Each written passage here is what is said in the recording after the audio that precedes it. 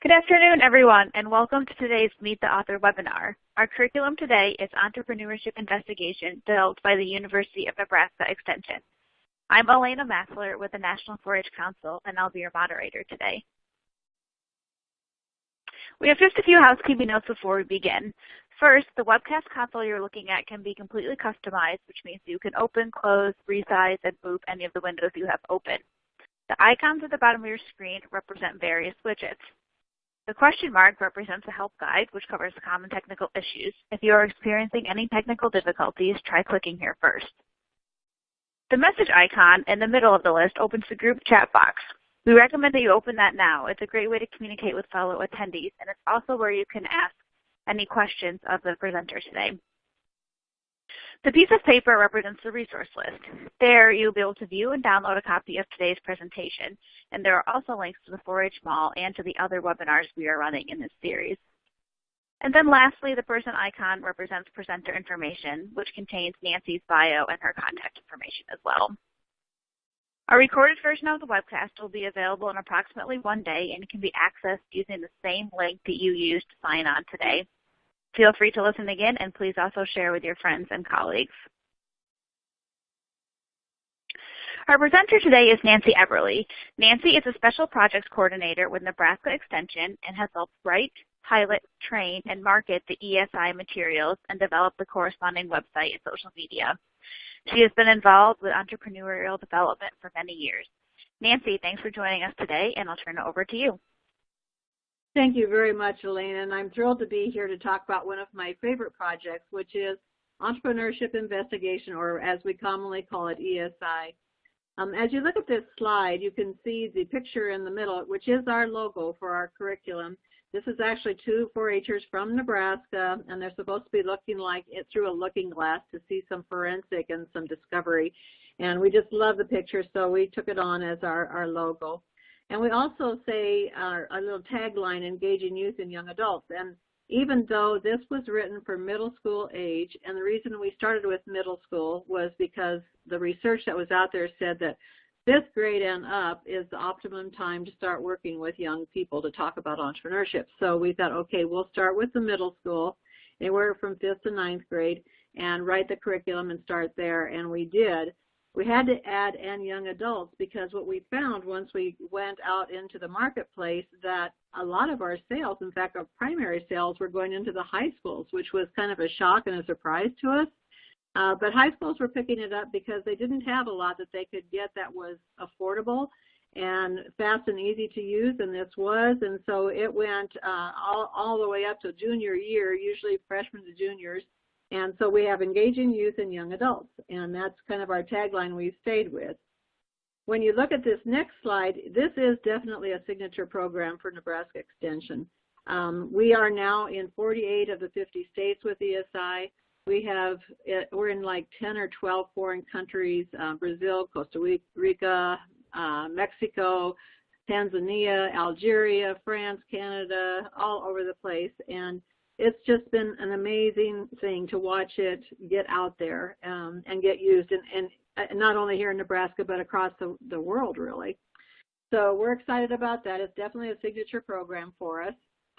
And as we started it, we had to come up with some reasoning behind the development of this program. And so what we have as our goals is that we want our youth to find out how they can prosper and thrive and how they can have their own families and success in their own community and not necessarily have to move away to do that. And we would love to see youth come back to their home communities. In Nebraska, we were experiencing a lot of out-migration of kids, and we wanted to stop that or at least slow it down. And because in the past, in Nebraska, the youth were going to where they thought they could make more money, build their careers, be successful. And really, we know that if they take entrepreneurship education, they can change their mind, and they'll find out that actually they can remain in their home communities, they can create their own business opportunities and have jobs as well for others. And so if this would all happen, then we know that not only will the youth be successful and stay home in their local communities, but so will that community they live in, and it also will bring a younger population base in. And those were all really very important to us at the time when we were putting this together. So we had a think tank, and we thought, okay, so what are some tag words we want to use? What do we think we absolutely have to have for these youth to be successful? And so these are nothing new. I'm sure you would agree with all of these, that these are all important things. Positive role models, have leadership skills, have some self-esteem, have a good home environment, see how you can impact the world. That's very important to our young people right now as they want to have impact, and that we could get service, learning, or leadership opportunities in the community. So all of these taglines were what we were working for when we started the ESI. So this slide is a picture of what we started with. So this is our curriculum. We have 3 books, the Leader's Guide and the Camp here. Also pictured is an ESI CD-ROM, which we have now discontinued because we're putting all of that into the curriculum itself, so we no longer have a separate piece for that. So we have these unit books at our signature piece, and we'll go through just briefly what the unit books do. This is Unit 1, and you can see that tagline on the bottom, that ribbon says Strengths Explorer. We have Unit 1 with Gallup Strengths Explorer and without Gallup Strengths Explorer. And the reasoning for that is because Strengths Explorer is a middle school assessment for their strengths. And as I said, it went into high schools quite a bit, and high school students didn't necessarily want to take a middle school strength. So we have ESI without strengths, and that one we kind of urge them to take a assessment that's more appropriate for their age. But Unit 1, we called it Discover the E-Scene, and what happens in Unit 1 is just basic awareness of what entrepreneurship really is all about. We have them take time to find out if they have entrepreneurs in their family members or look at entrepreneurs in their communities. They actually go out and interview some entrepreneurs. We have them think about what it's going to take to be an entrepreneur, which is why the strength piece is in there. And we really want them to have a good feel for what their community is about entrepreneurship, what's there, what's available. This unit has about 7 or 8 chapters. It has maybe 15 to 20 different activities in it. The activities and the chapters are all set in like 45-minute pieces, so they can be easily done in a classroom, in a 4-H club, or wherever anyone is using it. Then we'll go to Unit 2. Unit 2, again, has 7 or 8 chapters. Again, that same amount of activities in it.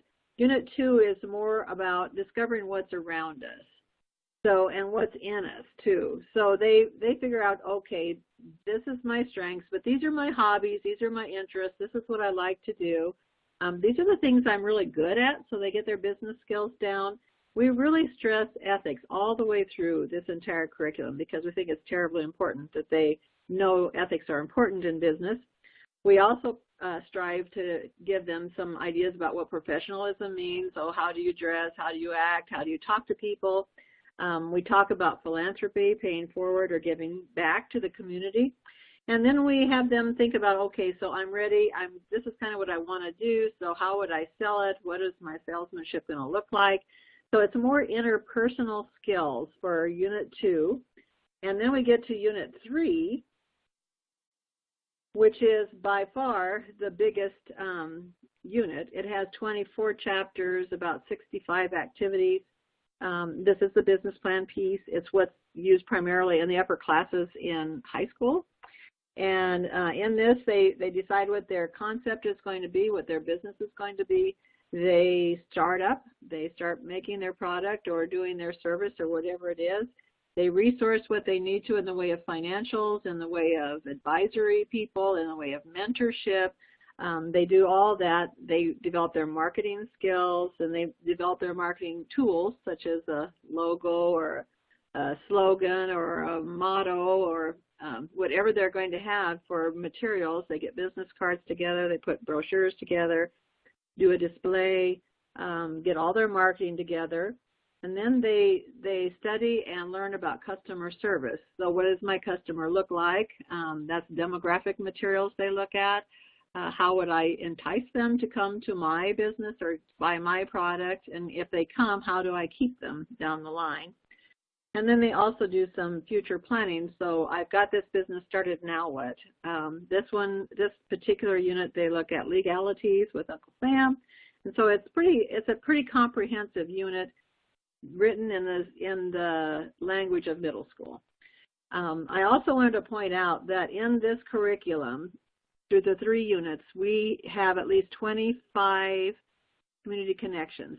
So that is where they go out in the community, or the community comes into them, or they study about the community. So we did that on purpose because we wanted the community to look at these kids as a boon or an economic development tool for their community.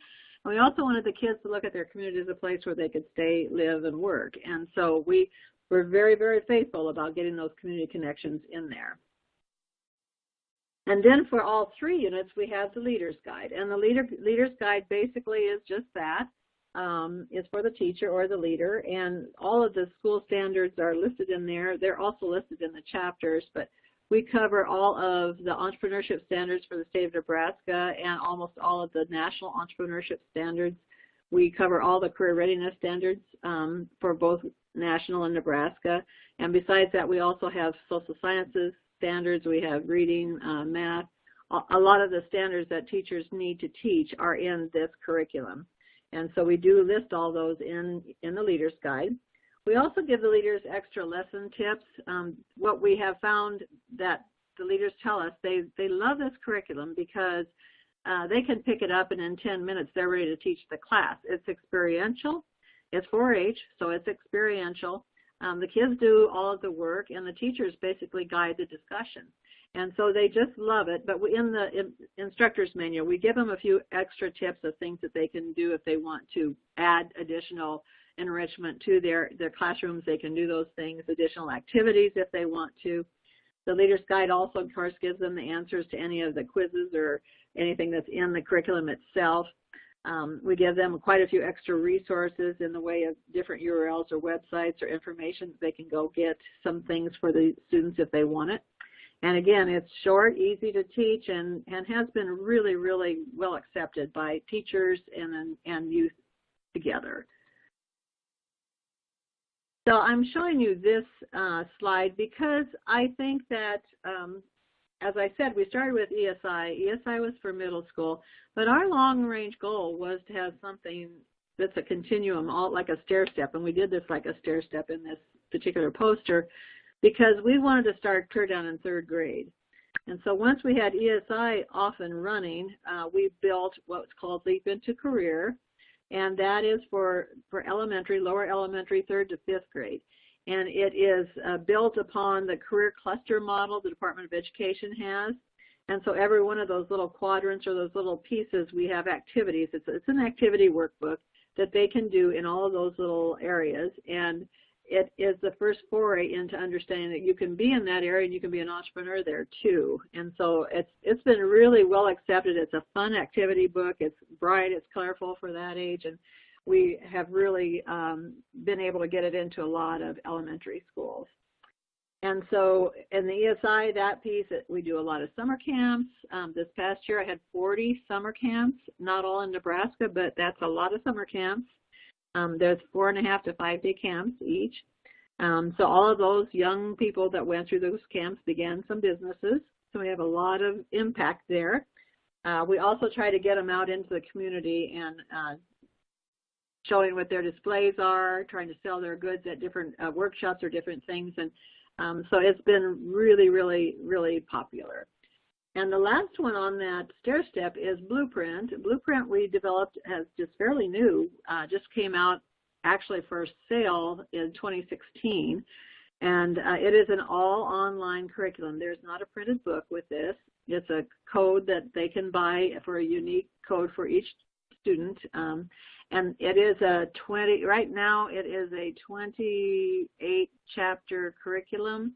I think before we're done, it's going to be about 35 chapters because we found some things we need to add, but it's a full curriculum, and the teachers just love it. The kids love it. We have included a lot of videos, a lot of online tutorials, a lot of activities that are fun, and I think they're really, really going to like this curriculum. So that's really fairly new, and one thing that's kind of positive about that is we built it for high school again. But what we're finding is that local economic developers are having their new business people, if they have not had much in the way of financial information or anything in the past, they're taking our blueprint. So now it's an adult curriculum as well, which is kind of fun. So we're going to this view. I just want to talk a little bit today about how we use ESI, what the opportunities are to use ESI. So here's just a picture of some of the youth that we have worked with, some of the activities that we've done, and we'll go into them a little bit here. So we'll start with this first slide, which is, of course, we had to partner with our schools. And as I said, we had school standards in all of our curriculum, and I worked really closely with our career education specialist and entrepreneurship specialist at the Department of Education here in Nebraska. And he pushed us into the schools. He made it his mission to push this into the schools. And so we have partnerships with a great deal of our schools here in Nebraska. They started Unit 1, do Unit 2, and now are using Unit 3. A lot of schools do summer camps too, just to kind of get kids interested in entrepreneurship. So that's a great partnership for us. And then the next one we have coming up, as the youth are taking this, we want to make sure that they're doing the proper research. So the curriculum has quite a few places where they do have to research things, like the little guy in the corner, he's pricing, he's doing pricing. And the girls are looking online for what other things, other products like theirs are. And I'm showing also in this slide the cost of living calculator. And that actually is not included in the curriculum. It is on the website. It is a free curriculum, and in the curriculum itself, we ask them to try the cost of living calculator. But what they do is they decide in what area they're going to have their product, whether it be health and beauty, or if it's automotive, or if it's crafts, or whatever it is. They figure out what that is, and then they can take this curriculum, put in 2 places they want to live. In this case, we use Lincoln and San Diego. But they can put in small communities in Nebraska too, or small communities in other places.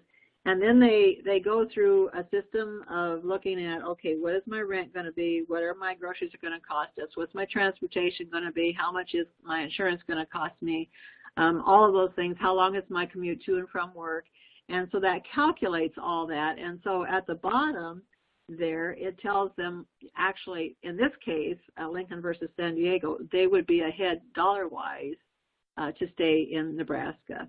And so it's kind of an interesting thing for kids, because kids always think that they have to, go far and wide and get to the coast or very large cities to really make a good living. And what we find is, no, we're actually pretty competitive, just depending on where you live and what you decide to do. So that's a free curriculum on the ESI website, and I wanted to point that out.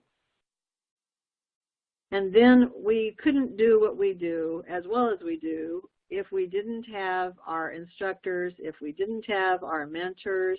At every session, especially in the camps, we use these folks. And in many camps, we've had one-on-one mentors with these kids. So they'll come up with a business idea, and someone that does that in the community comes in and talks and helps them. Sometimes we have them go to the businesses and talk to the mentors, but we always have community people, and then again, that's our community connection, community people to these young people, and young people to the community people, making sure that they know what opportunities are out there. So mentors are very, very important to us. And when I talk about communities, well, we did do a lot of community connections in the curriculum itself, but we actually have built another curriculum on top of that for adults called Community Connections. And this Community Connections curriculum is meant to be done with adults in a community and the ESI youth, or youth that are interested in entrepreneurship or business development. And they get together 8 or 9 times over the period of a 9 months, like a school year. And they just talk about what they'd like to see happen in their community, what kind of projects could they do together, how can they help the young people build their business and be successful. So in this particular slide in the corner, left-hand corner, these young people and the adults have come up with sticky notes with what they'd like to see happen in their community. So they take all of those ideas and they put them together and find out if they have commonalities, go to a flip chart, which is the next slide over, write those in there, and then they vote with dots.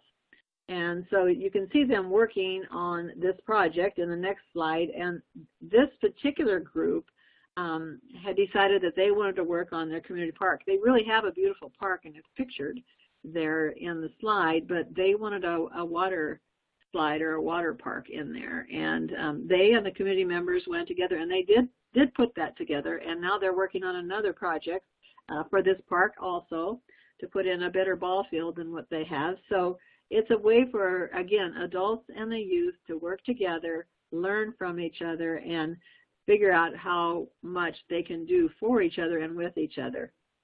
So that's exciting. Those projects are always really exciting.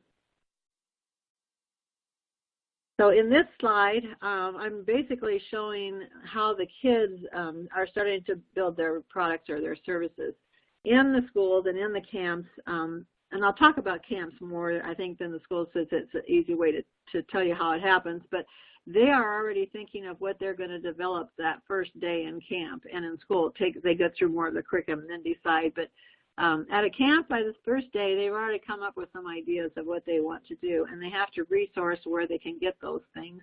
And then they have to start developing them, because they're going to, by the end of the fourth day, have their product or their service ready to go. And they're going to sell it for cash money on the last day of the camp. And so I'm showing here some campers, and they're working on their products. And I want to show you this young man here in the bottom left-hand corner. His name was Omar, and his business was called Colorful Cookies. And a lot of times when we do these camps, I try to discourage kids from just being a bake sale. But if their item is big enough and different enough than anything else that's out there, then that's great. We'll go with it. Omar wanted to do colorful cookies, and he developed a way to mesh together beautiful colored dough. I don't know how he did it, but he had a certified kitchen he worked in, and so he would get these beautiful, beautiful colors, and he would get those doughs to stick together, and then he sold them as a roll. So, for instance, I bought a couple of these rolls of these cookies, and when you slice them to bake them, one of them turned out to be watermelon slices with the red inside and the green outside, and even had black dots in. I don't know how this young man does it, but they are phenomenal cookies. And his first summer, he made so much he could go to 2 conferences, and he did all his travels, expenses, and everything out of his cookies. And I think he's still making his cookies. He likes to piddle around in the kitchen, and that's what he's doing. And so, and it's just an amazing thing that he's trying to do there. So we'll go to the next slide. And on this one, again, we want the youth, no matter if it's a big community they live in or a small community they live in, we want them to be able to know that there are resources there for them. And so there's several ways we do that. We sometimes have the people come in and show them what they can do. The lady in the green sweater here, she is a painter. She paints on glass. That's a Mr. and Mrs. Scarecrow that she's painted on a window frame. And then we go into businesses, and then they see what kind of resources are there. And the business people talk to them about their entrepreneurial journey. The kids ask questions, so it's an interview. It's a great process. We think that the field trips out into the community are key to the youth, and also for adults to see what's going on with the youth. So that's our one way to get them out is to resource their materials for their products in their local community. And sometimes you can't get everything there, but for the most part, there's a lot there that they don't know that they could use. And so then they have their products. And so here are some of the products that they have made. This little gentleman in the corner in the black suit, he's just very serious. He competed here a couple weeks ago in a contest we had, and he won second prize. But this young man developed a game. He likes to play games, and he developed a game called Koosi, K-O-O-S-I. And that game is actually, it's kind of mirrored after Yahtzee. It has a cube that you roll, small cube, And on that cube, on all the sides, he needs 12 pictures, and the pictures are pictures of, and I'm ordering one, pictures of, like, for instance, for me, it's my grandchildren and my children. And so you roll the dice, and each one of those pictures is worth so many points, and you roll so many times, and you win. It's just like, sort of like Yahtzee, but it's an amazing little game, and he has developed that, and it's just very well done. This young man's in 7th grade. So I think if he's a gamer, he's got a good life ahead of him because he's going to have a lot of fun creating his products. The middle slide actually is the youth at the state fair. I bring them into the state fair at least once a year. Once a year, the state fair, and then they can go to their county fairs, and this is some of them selling there. The picture in the corner is barbed wire art that one young man did, and it had just made gorgeous things out of barbed wire. The little gal gal to the right hand, she makes phenomenal collages, which are very popular here in Nebraska. So that was a good product for her. And this young lady down in the middle here, she decided she was going to do a detailing business. She was 6th grade when this picture was taken, and she decided that was what she wanted to do. She liked to clean cars and clean trucks, and she kind of started a little bit of that before she came to the camp. So she developed her business called Sparkle Car Cleaning, and she got herself about 3 or 4 business partners, an auto place there, then Agri Supply. She worked with the schools, she worked with the bank, and did all of their detailing on all their vehicles and their fleets of vehicles. And in one summer, that was about 3 months, is all she had. She made over $2,500, which for a 6th grader is a pretty good chunk of change to take home. So these young people, they can come up with a lot of great ideas, and we just have to let them go. They go to fairs, they can go to the state fair, they can go to their county fair. We sell at the end of each camp, we sell in the schools, just every opportunity we can to give these kids a chance to sell the products that they have developed. And so this particular thing was a product fair we had, and so we can see all these pictures of these kids and their items. They have to man their booths, they have to make change, they have to keep their financial records. They have to decide if they made a profit or loss at the end of the day. So financially, they're learning wonderful life skills that will bode them well no matter what they do going down their life. But it's been a fun thing to watch all these products these kids made. And we literally have had thousands of kids go through this curriculum, and so building their ideas and getting out there. This is actually the booth, one of the booths at the state fair, and again, you can see that barbed wire art. You can see in the corner there's it looks like books with ribbons around. Those are actually photo books that can be personalized, but they there's photos, slides inside, and you can keep your photos in there for special occasions. And on the table there are Hostess silverware, which she has put jewels and things on. They are just absolutely beautiful, and they're selling like hotcakes. So we do try to get a booth at the fair and sell there every year. We had to get some special permission to allow youth to sell and not have to pay the vendor's licenses. And so they come in for free, and they don't have to pay a percentage back. It's something we negotiated with the fair, and because these are younger people, we were able to get that done. We also, at one point here not very long ago, National 4-H came to Omaha, Nebraska, and so we were approached, would our ESI kids want to set up a booth there? And so we went together with another organization that we have here in Nebraska called GROW, and GROW has about 300 members, and they're all entrepreneurs, they're all adults, that sell either online or sell in different retail outlets, but they all come together with GROW, who helps them then market, helps get the word out about their products, helps them figure out price points, things like that. So we did go into their store, which was on the ESI, the campus there at the conference. Our kids, we had 15 kids come in. I said, bring a lot of products, because I thought possibly this would be people that would buy and would be good to have, have the exposure there. So they brought in lots and lots of products. 15 of them set up displays. They were in that store that was blocked off there at the conference center. And in 2 hours, our 15 had sold completely out, which was just amazing. So they went home just big, huge smiles. It was a great experience because they got to talk to a lot of people they didn't know, learned how to really sell their product. And I think the adults in that store were kind of glad when the youth were sold out because all the people were just flocking towards these kids. And it was just a great experience for all of us to be able to do that for them. We also asked them to come in periodically to give presentations. This particular setup was a meeting I put together to talk about things we're doing at the university. And one of the best ways that you can talk about what you're doing in 4-H is bring kids in. And so I always bring kids in. It's usually the ESI kids because of course, their displays are always so phenomenal with all their products. And so they came in and talked to the group, and of course they just wowed the adults. They thought this was wonderful. And this young lady that I have this arrow pointing to, her name's Jessie, and she actually she's just phenomenal. She's a great speaker, she's a great presenter, and she did get accepted into our entrepreneurship program on our ag campus here in Nebraska. She got a full ride because she already has entrepreneurial background.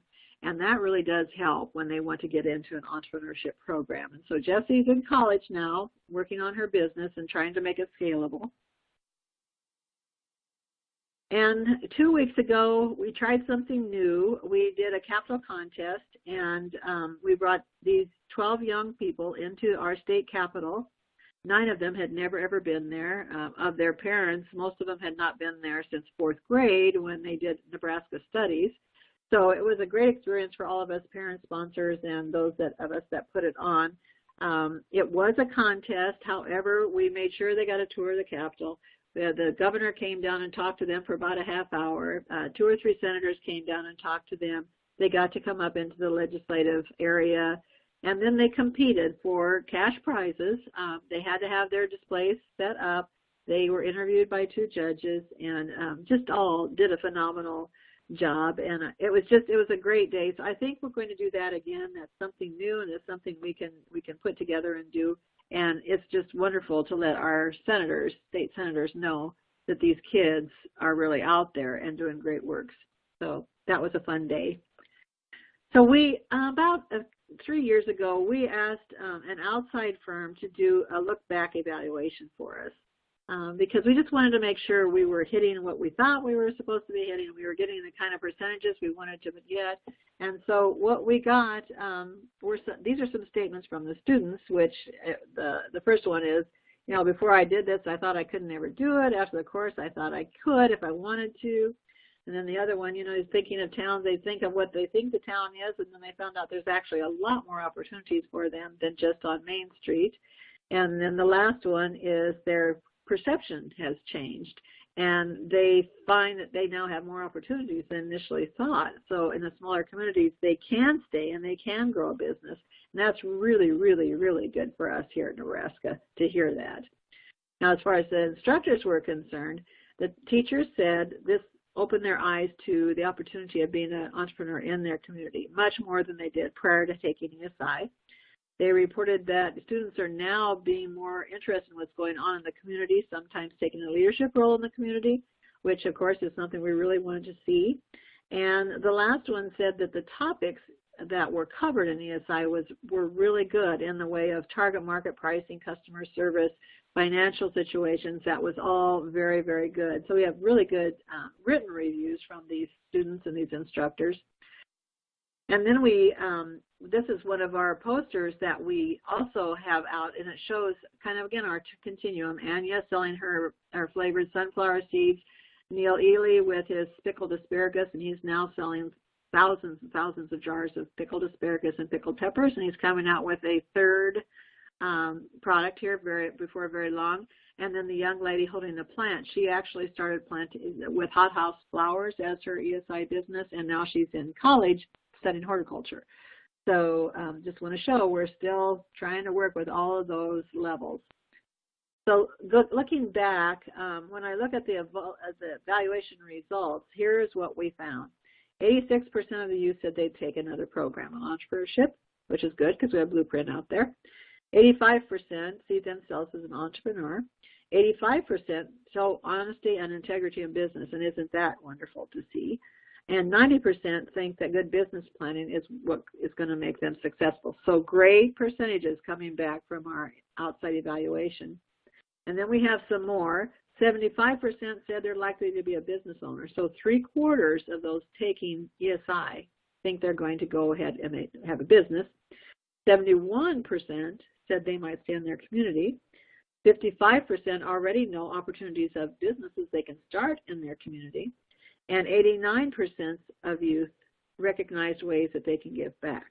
So these percentages were just great. It's just wonderful to see this kind of a feedback from the curriculum. So our statement there, youth entrepreneurship education activities are needed if our rural communities are going to thrive. Yes, absolutely, it is important.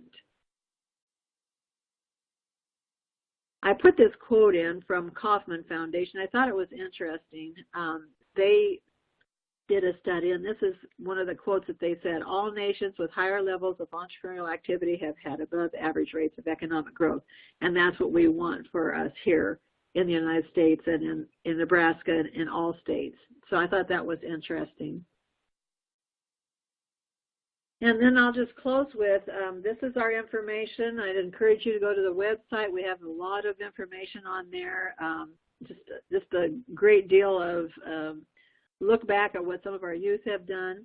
On the Facebook page, I am really faithful about putting these kids and their businesses on there so you can see kind of the things that they're doing, which is if you're thinking of doing a camp or using it in a school situation or after school, it's kind of interesting to see what other kids have done. My contact information is there, and also the link to where you can actually purchase the curriculum. And with that, Elena, I'm going to ask if you want me to take a couple questions or if you wanted to do some wrap-up, let me know. Sure. Well, first of all, thank you, Nancy, for the presentation. This is definitely the first I had heard about all of these different success stories, if you will, and the reach it's been having. So thank you on behalf of everyone for sharing your time today. If anybody has questions, you can go ahead and type them in the group chat box, and we will answer them. And in the meantime, while you're thinking about questions or typing, I would just like to give a plug for our annual pre-press sale. So during the month of April, all curriculum and educational material kits are offered at a 25% off sale. So if you're thinking about planning your next year, we encourage you to think about the sale in April. And it looks like we have a question there, Nancy. How long does each unit take? They are, like for instance, Unit 1 and Unit 2 both have 8 chapters in them. Each one is a 45-minute curriculum. Now we have had teachers use our 3 units, and that's a semester class, maybe meeting once a week. And we have had schools taking our 3 units and using it for a full year class. And it really depends on how much additional activities they do. I know I had one teacher that just loved this curriculum, and they actually did a whole, their whole community. They got all of the entrepreneurs. They plotted them out on a map. They figured out how many entrepreneurs they had, what kind of businesses were. So that was like a semester-long project for them. So it really depends on how much time a school has. And after school, they don't tend to always do all the activities. They may pick one out of each chapter. But definitely, it could be a semester class. The camp book is meant to be done in a 4.5 to 5 day period. So that one, we have taken pieces of 1, 2, and 3 and put them in the camp book, and it seems to flow pretty well. The camp format that we use is on the ESI website, so if someone is interested in it, it's kind of an easy picking because we actually have, what you do, when, and how you do it, and a lot of people just follow that guide, and a lot of people make it their own. So I hope that answers your question.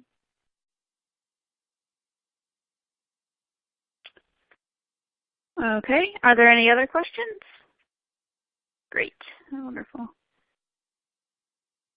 Okay, well, in case there are a few more still coming in, I will just also mention that we are in the second week of our Meet the Author webinar series. We're hosting webinars on several different topics ranging from food safety to diversity to gardening, and we'll have webinars on Wednesdays now until March 22nd. And there's a link there in the resource list to the webpage listing all of the webinars and links to register. And one thing I would like to note is that if you are unable to attend a webinar, or if one has already passed and you're interested in watching it, register just as if you'd be able to make the live event, and you'll be able to watch the recording.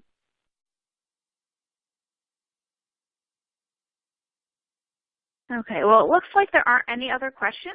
So again, I would just like to thank Nancy for her time and her expertise today. And obviously she's very passionate about entrepreneurship, and hopefully